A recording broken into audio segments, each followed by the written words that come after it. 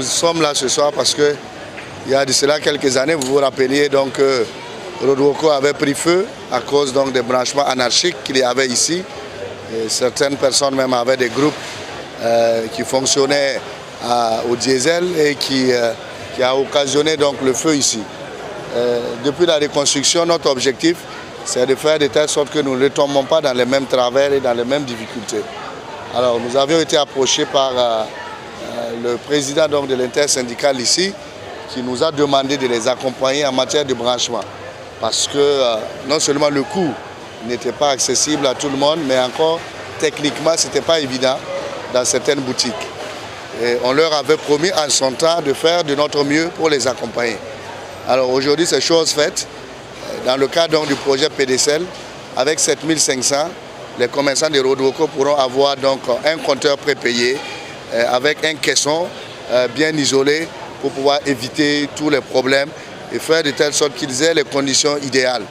Et après donc, la rencontre, on a fait un tour pour échanger ensemble, pour voir aussi certaines conditions à l'intérieur du marché.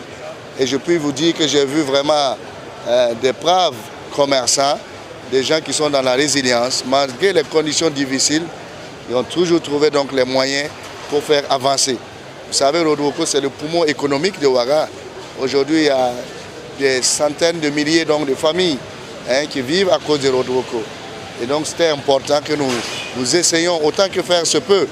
Je ne dis pas qu'on a toutes les solutions, mais nous faisons ce que nous pouvons pour les accompagner avec les modestes moyens, malgré les conditions difficiles que vous connaissez dans le pays. Nous sommes à leur disposition, que nous sommes là pour les accompagner. Et c'est ce que nous sommes venus témoigner ce soir aux commerçants. On aurait pu envoyer une note laconique pour les informer, mais on a tenu vraiment à communier avec eux ce soir, à échanger avec eux, à leur montrer que c'est parce qu'eux ils sont là que nous sommes là.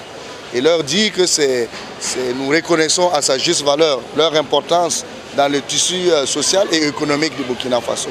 Et vraiment les encourager. J'ai vu vraiment des gens très motivés et qui nous ont témoigné aussi de leur solidarité et de leur accompagnement. En tout cas, c'était une très bonne visite et je pense qu'il faut la refaire. Et je pense que c'est des moments comme ça qui nous permettent aussi de sentir la réalité du terrain. Et on l'a toujours fait. On ne pourra pas aller partout, mais là où on peut aller pour apporter autant que faire se peut notre contribution, on le fera. La Chambre foire a des difficultés, mais comme je le disais, ce n'est pas directement de mon ressort, mais je pense qu'on peut faire quelque chose. Ils nous ont demandé à savoir si on peut avoir un mécanisme de plaques solaires pour pouvoir donc permettre à ce que nous puissions juguler certaines petites coupures. Je pense que c'est des choses qui sont faisables dans un partenariat public-privé. On essaiera de voir un peu ce qui peut être fait.